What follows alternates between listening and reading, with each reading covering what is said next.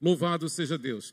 Irmãos, vamos abrir o texto sagrado, a palavra de Deus, em Efésios capítulo 2, os versos de 8 a 10. Esse é um texto normalmente usado para evangelização, mas antes, esse texto não é para evangelização, mas é para a igreja. É uma exortação à igreja. Claro que a gente pode usar para evangelizar, claro, mas antes é uma exortação à igreja. Vamos ficar de pé e vamos ler Efésios 2, de 8 a 10. Efésios 2, de 8 a 10. Vamos ler em uníssono, todos juntos. Você que está em casa, nos acompanhando, leiamos juntos também. Porque pela graça sois salvos mediante a fé, e isto não vem de vós, é dom de Deus, não de obras para que ninguém se glorie, pois somos feitura dele, criados em Cristo Jesus para as boas obras, as quais Deus de antemão preparou para que andássemos nelas. Amém. Podeis sentar, que o Senhor aplique a sua palavra ao nosso coração. Irmãos, eu quero falar sobre a vida vitoriosa. Digamos juntos, vida vitoriosa.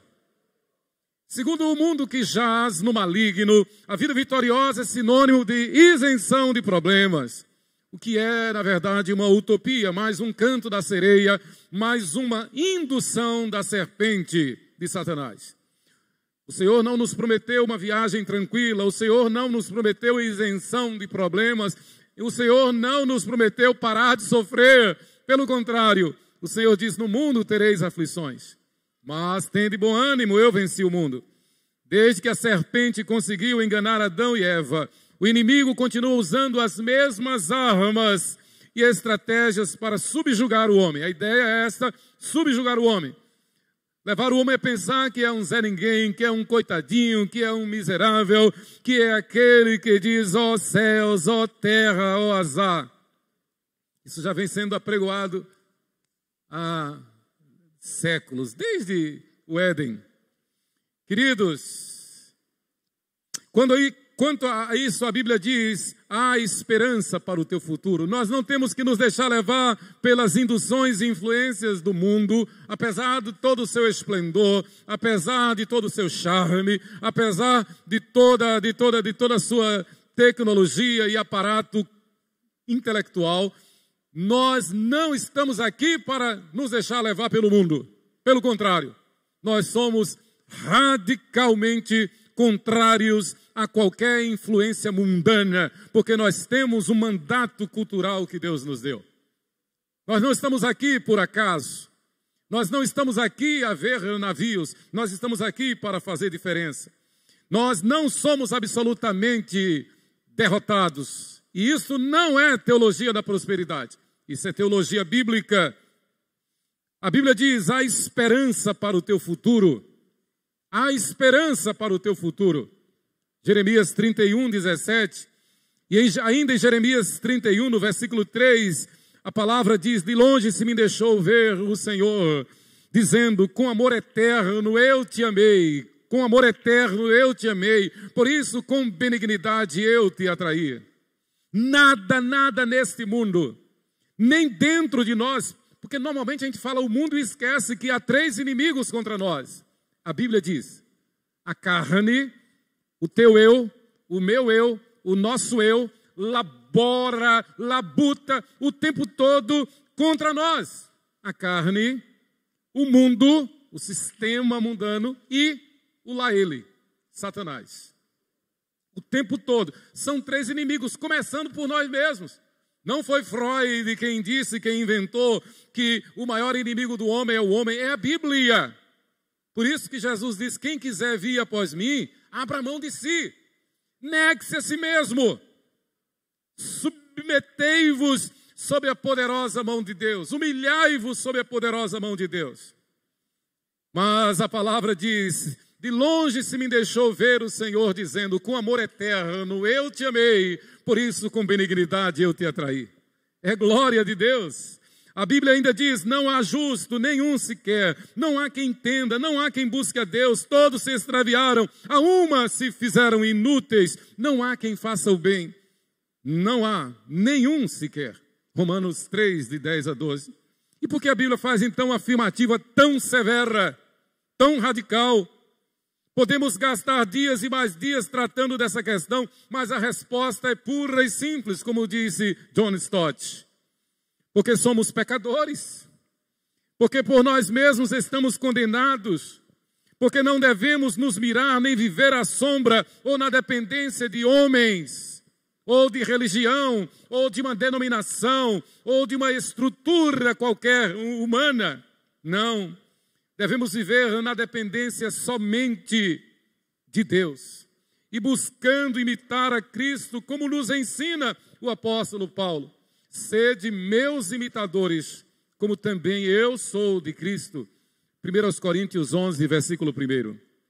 Queridos, se não encararmos a nossa fraqueza, as nossas limitações, os nossos desejos pecaminosos, nunca cresceremos na graça e em santidade. O pior que pode acontecer a nós é pensar que somos alguma coisa. Eu repito, o pior que pode acontecer a nós é pensar que por nós somos alguma coisa. Quanto a isso, a Bíblia diz, o apóstolo Paulo diz, miserável homem que sou. O bem que eu quero fazer não faço. O mal que eu não quero, este faço. Miserável homem que sou. Quem me livrará do corpo desta morte? Mas graças a Deus, que nos dá a vitória por intermédio de Jesus Cristo, nosso Senhor.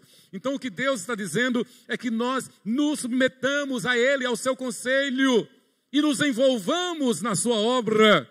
Nos deixemos levar-nos pelo Espírito Santo, conduzir-nos pelo Espírito Santo. Nós não podemos estar alheio à palavra de Deus, à promessa de Deus, à igreja de Deus. Nós não podemos viver sem estar comprometidos com a palavra, comprometidos com a igreja. Nós não podemos viver sem viver bem e ser bem-sucedidos diante de Deus, sem sermos membros efetivos da igreja. Nós não podemos viver bem diante de Deus como religiosos, não, absolutamente. Nós não podemos viver bem diante de Deus apenas, como dizia o reverendo Donald, esquentando os bancos do templo. Nós não fomos chamados para esquentar bancos, nós fomos chamados para servir e servir com alegria. Há trabalho, como diz o hino, um dos hinos do nosso inário, há trabalho certo para ti, cristão. Por Jesus é trabalhar, há trabalho para todos.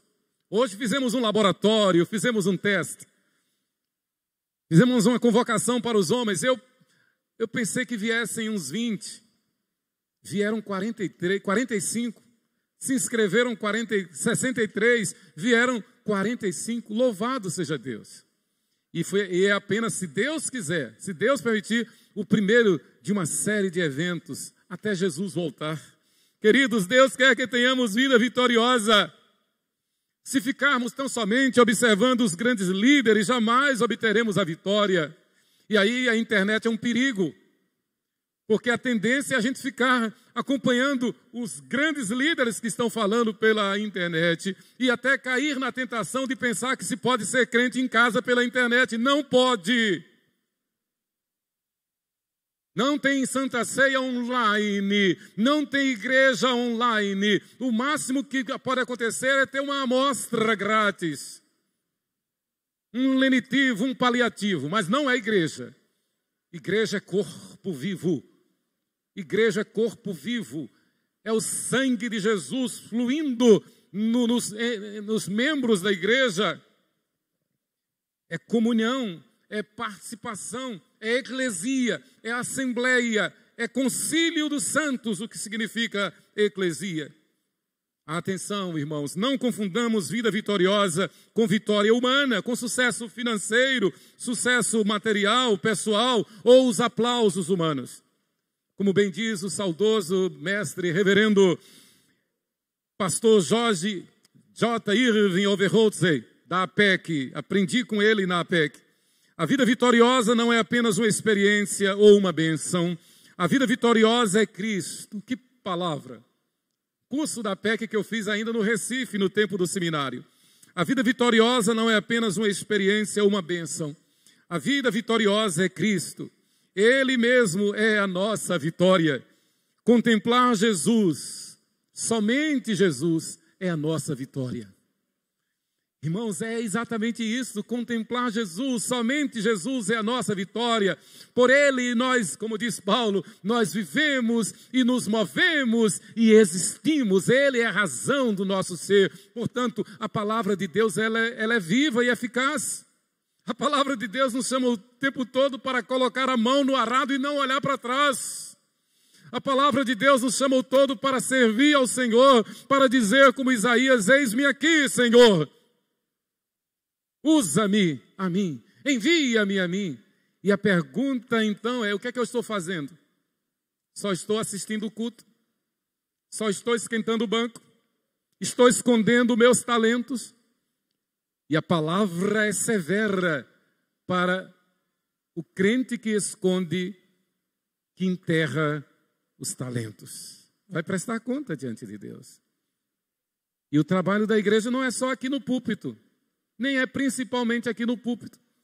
O trabalho da igreja é no dia a dia, é o tempo todo, é em casa, é na administração do lar, é o homem sendo cabeça no lar, é o homem sendo cabeça na sua casa, é a mulher sendo submissa ao seu marido. É como diz o apóstolo Paulo, escrevendo a Timóteo para exortar os homens da igreja que eles criem os seus filhos no temor do Senhor. É severo.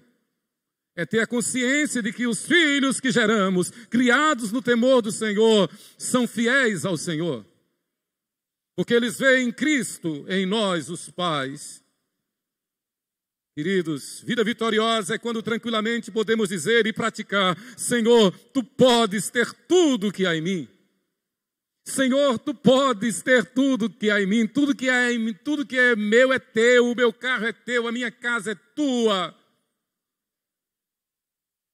Tudo é Teu. Como nós cantamos, tudo a Cristo a Ti entrego. Todo o meu ser, toda a minha vida. O apóstolo Paulo ainda nos ensina de forma magnífica o que significa vida vitoriosa para o cristão fiel. Irmãos, um parênteses, é muito bom a gente ouvir mensagens que afaguem o nosso coração. Que digam o que nós estamos querendo ouvir. E que permaneça aquele status quo. De maré mansa, de tranquilidade. Mas a palavra de Deus não é para isso. A palavra de Deus é para nos humilhar, é para nos quebrantar, é para nos lapidar. A palavra é como espada de dois gumes, que chega a discernir alma e espírito, juntas e medula. É martelo que esmiuça a pedra. É fio de prumo. Então Paulo diz em Efésios 2, de 4 a 9... Mas Deus, sendo rico em misericórdia, por causa do grande amor com que nos amou, e estando nós mortos em nossos delitos e pecados, nos deu vida juntamente com Cristo. Pela graça sois salvos. E juntamente com Ele nos ressuscitou e nos fez assentar nos lugares celestiais em Cristo Jesus. Essa condição nós precisamos reivindicar, nós precisamos usufruir, nós precisamos viver. Nós fomos chamados para nos assentar nos lugares celestiais em Cristo Jesus desde a nossa conversão, desde que fomos selados pelo Espírito Santo. Então nada de ó terra, ó céus, ó azar, nada de medo, nada de timidez, nada de acanhamento, nada de omissão. Estamos aqui em vanguarda, estamos aqui para fazer diferença neste mundo. A palavra diz que nós somos embaixadores de Deus aqui neste mundo. A nossa pátria está nos céus. Nós estamos passando aqui rapidamente para testemunhar do grande, único, glorioso Rei Jesus Cristo. Sentamos com Ele nos lugares celestiais para mostrar nos séculos vindouros a suprema riqueza da sua graça e bondade para conosco em Cristo Jesus. Porque pela graça sois salvos mediante a fé, e isso não vem de vós, é dom de Deus, não de obras para que ninguém se glorie. Repito, esse texto não é prioritariamente para evangelizar. Normalmente a gente usa esse texto para evangelizar. E usa como uma chamada à atenção. Muitas vezes como uma carapuça. Olha, pela graça sois salvos mediante a fé, isso não vem de vós, é dom de Deus, para evangelizar. Mas antes, esse texto não é para evangelizar. Esse texto é para exortar os crentes a entenderem que vivem nos lugares celestiais em Cristo. E não é utopia, e não é teologia da prosperidade, e não é ufanismo, não é vanglória. Isto é consciência do senhorio de Cristo na nossa vida. Isto é consciência de que somos servos que trabalhamos para o grande Rei Jesus Cristo, para fazer diferença nesta geração. E como diz um cântico antigo, se começarmos a orar, esse templo treme. Se começarmos a orar, o Senhor, veremos maravilhas. E o Senhor está fazendo maravilha na minha vida. Se não faz na tua vida, é porque você não crê. A classe de catecúmenos, as duas classes de catecúmenos estão indo muito bem, graças a Deus. Nós temos duas classes de catecúmenos cheias. Uma de adolescentes, outra de casais, de adultos. Casais, louvado seja Deus, o Senhor tem trazido gente nova. Vamos inaugurar a congregação em Aruana. Começamos ontem o ponto de pregação em Pirambu. E o reverendo Josué já tem uma família querendo um ponto de pregação lá no Marcos Freire. Então o Senhor vai operando maravilhas. Os missionários estão indo bem, graças a Deus. Eu quero dar um testemunho. Graças a Deus. A APMT, Agência Presbiteriana de Missão Transculturais, atendendo à condição de saúde de nossa missionária Rose e Francisco, os trouxeram da Colômbia. Eles já vieram embora da Colômbia e vão iniciar um trabalho pela APMT em São Paulo ou em Brasília.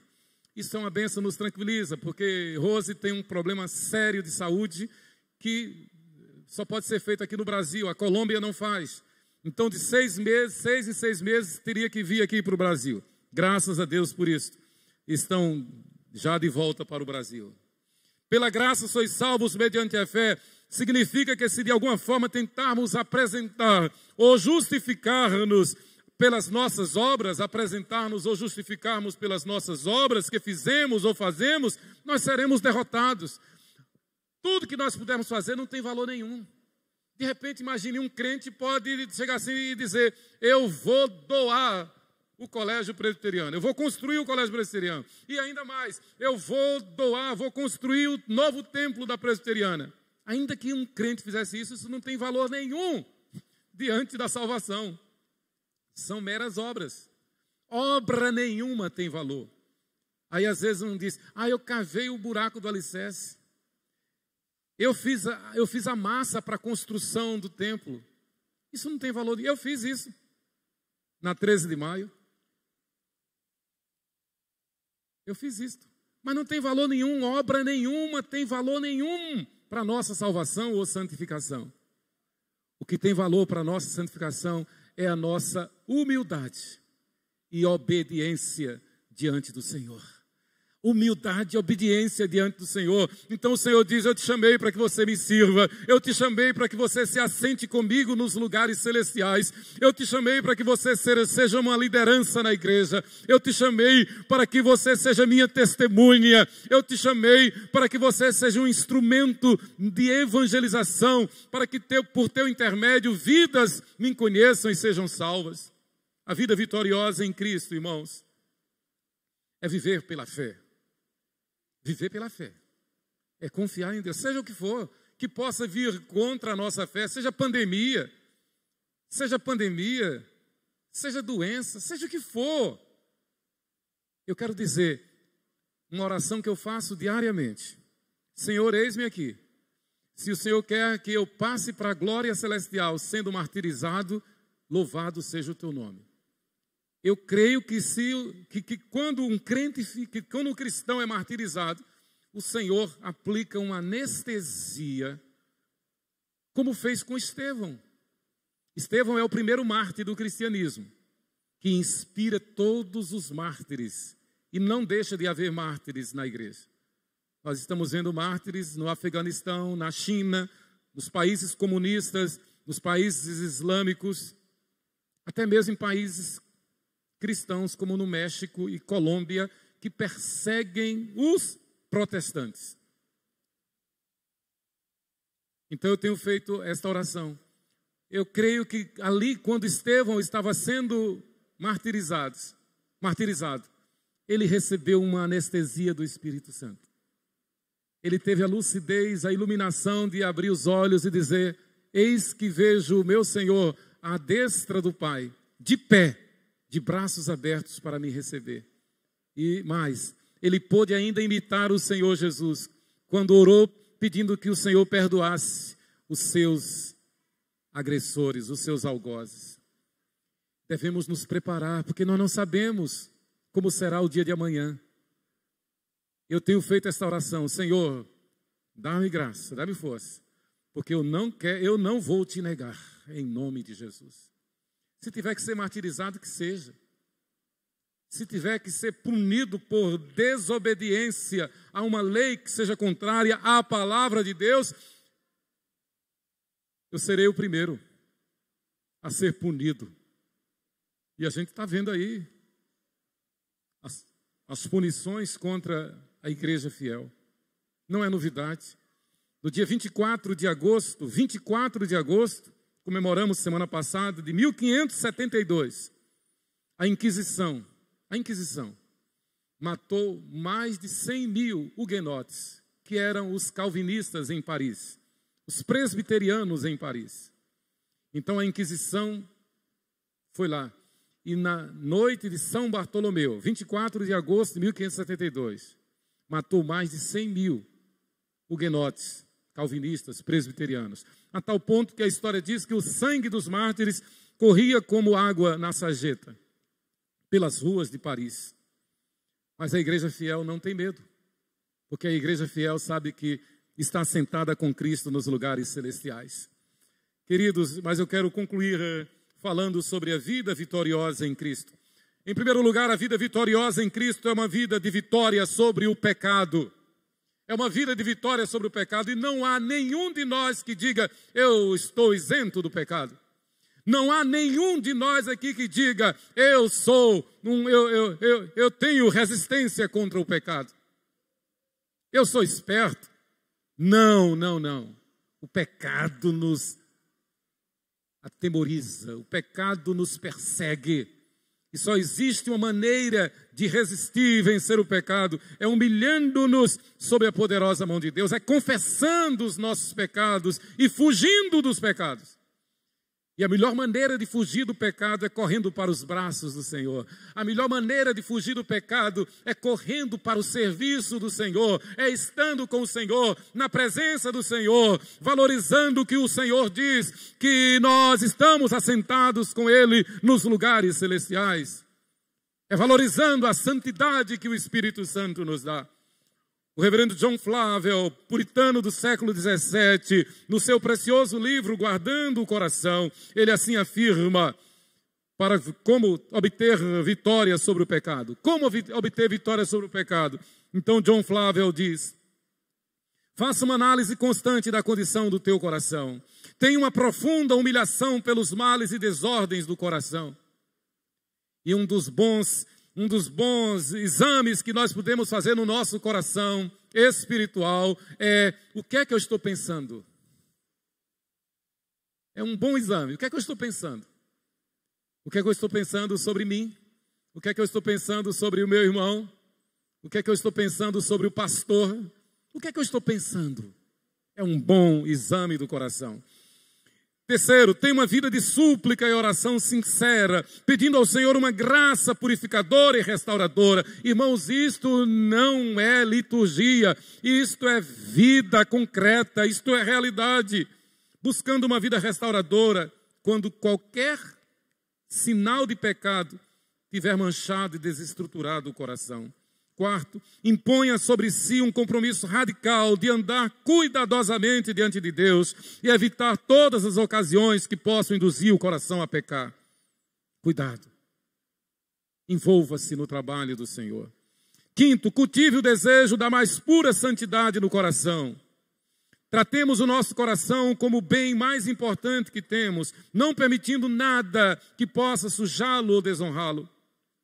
E sexto, Guardar o coração significa compreender a realidade da presença de Deus conosco e colocar o Senhor sempre diante de nós. Não é o que eu penso, não é o que eu acho, não é o que eu gostaria, não é o que eu quero, mas é o que Deus quer, é o que Deus manda. Uma das primeiras lições que nós aprendemos no Evangelho é que, uma vez convertidos, nós passamos a ter a mente de Cristo. É Ele quem manda. É Ele quem diz. É Ele quem diz com quem devemos casar. É Ele quem diz o que devemos comprar. É Ele quem diz a profissão que devemos ter. É Ele quem nos ensina a educar os nossos filhos. É Ele quem põe a palavra dos nossos lábios. Há uma oração que nós devemos fazer constantemente, que Davi fez. Que as palavras dos meus lábios e o meditar do meu coração sejam agradáveis na Tua presença, Senhor. Rocha minha e Redentor meu.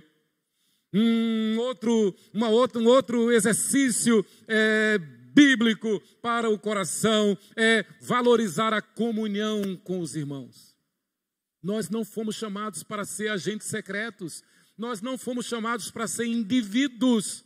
E eu gosto dessa palavra do presbítero Gervásio, nosso mestre. Ele diz, tem ONGs e tem INGs.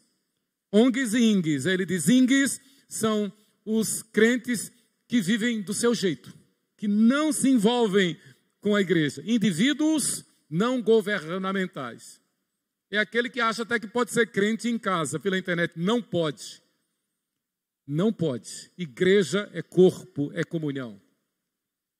Não se é pastoreado pela internet. Não se é pastoreado pela internet. Parece uma piada. Tem uma verdadeira igreja, né? Uma igreja virtual. Uma verdadeira igreja internet, com muitos pastores conduzindo muitos rebanhos. Isto não é igreja. A ciência não supera a palavra de Deus. Mas em segundo lugar, a vida vitoriosa é uma vida de triunfo no meio de sofrimentos e provações.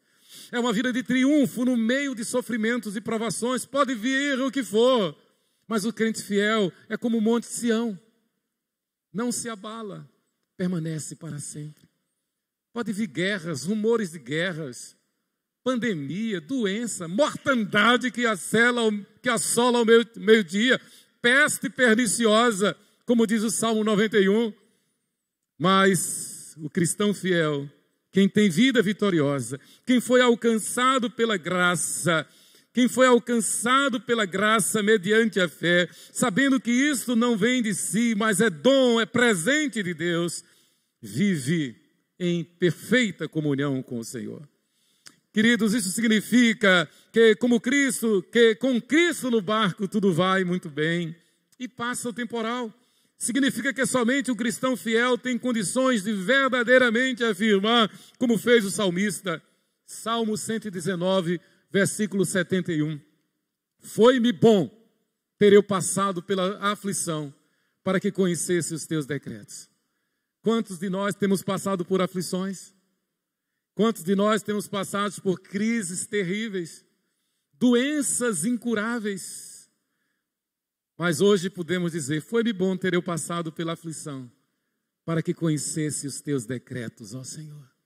Queridos, o Senhor não nos prometeu uma viagem tranquila, mas nos garantiu uma chegada segura. Haja o que houver, aconteça o que for, somos mais que vencedores pela graça de Deus mediante a fé. Vida cristã vitoriosa é suportar as provas e aflições como meios que o Senhor nos permite a fim de podermos crescer em sua graça e conhecimento de sua santidade. Por isso que não dá para ser um assistente de culto, tem que ser membro da igreja.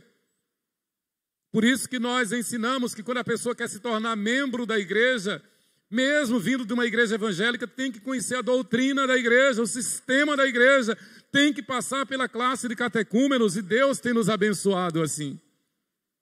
Queridos, vida vitoriosa, essa consciência de que fomos chamados pela graça, mediante a fé, a fim de enfrentarmos quaisquer obstáculos, quaisquer crises e pandemias, certos e crentes de que a nossa suficiência vem de Deus somente, de que a graça do Senhor nos basta, de que a nossa segurança não está no homem, a nossa segurança está em Deus.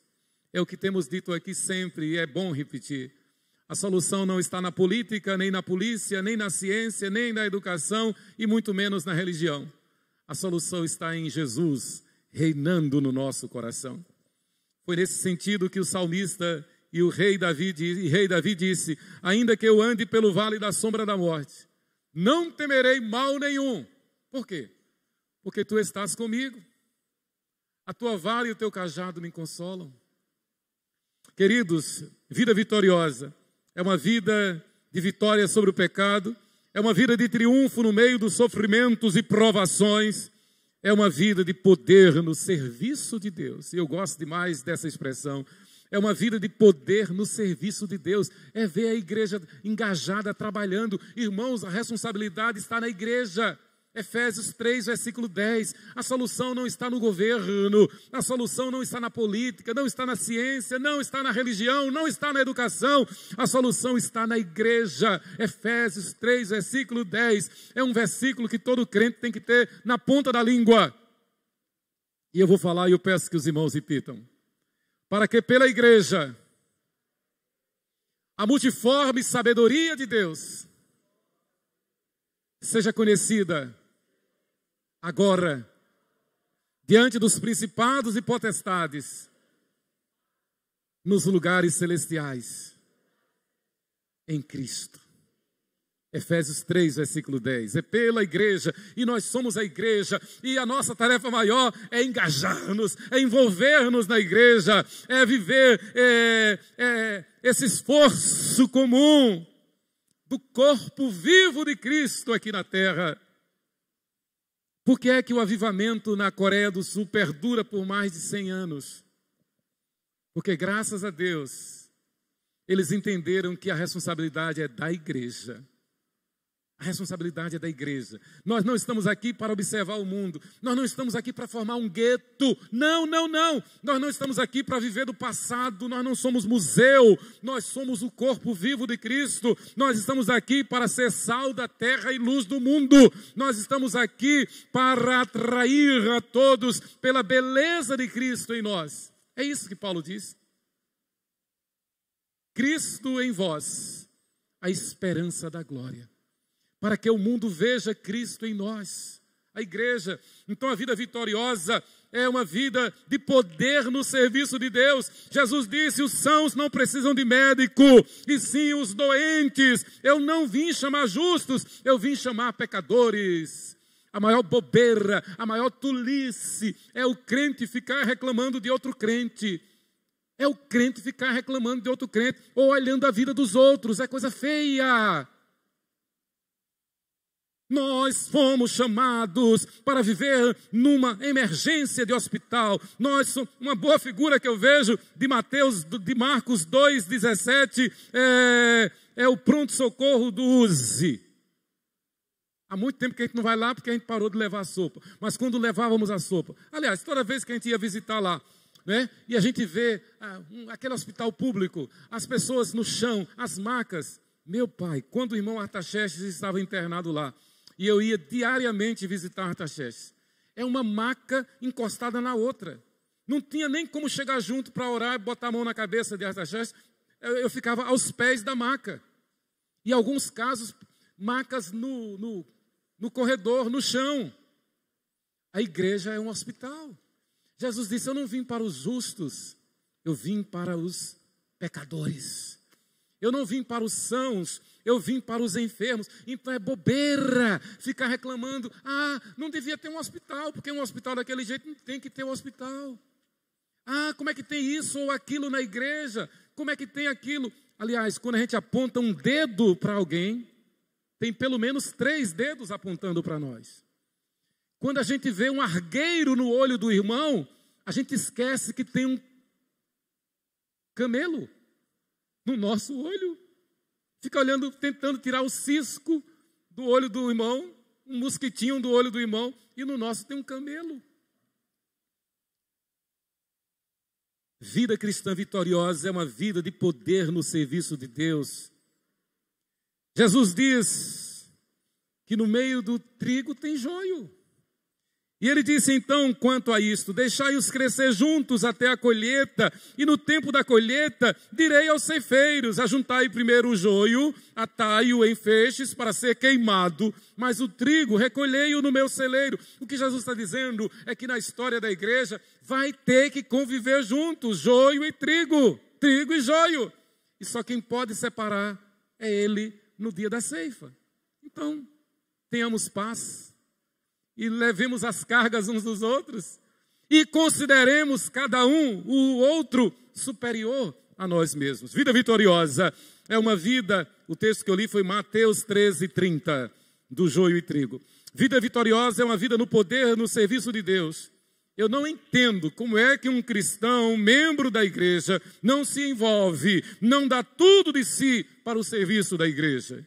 Foi afirmando que o cristão deve dar tudo de si para o serviço da igreja, que Jesus disse, buscai, pois, em primeiro lugar, o reino de Deus e a sua justiça, e as demais coisas vos serão acrescentadas. Quanto tempo nós damos para o reino de Deus na nossa semana? A escola dominical, o culto do domingo à noite, o culto de oração. Quanto tempo nós damos para o reino de Deus na nossa semana, durante a semana? Eu li Mateus 6,33, e eu quero concluir, vida cristã vitoriosa é ter prazer em obedecer a Deus e de forma alguma dar qualquer atenção às astutas ciladas do diabo, como fizeram Adão e Eva. O reverendo Jonathan Edwards, em seu livro A Verdadeira Obra do Espírito, o maior teólogo, o maior filósofo, o maior pensador de todos os tempos dos Estados Unidos da América do Norte, reverendo Jonathan Edwards. Ele disse, a influência do Espírito de Deus é manifestada com maior abundância se o coração das pessoas é desviado do mundo, libertado dos objetos de suas ambições e arrancado de suas ocupações mundanas, pela percepção da excelência das coisas divinas e por se apegar às alegrias espirituais de outro mundo, as quais estão prometidas no Evangelho. Jonathan Edwards, em A Vitória, a verdadeira obra do Espírito Santo. Que Deus nos abençoe.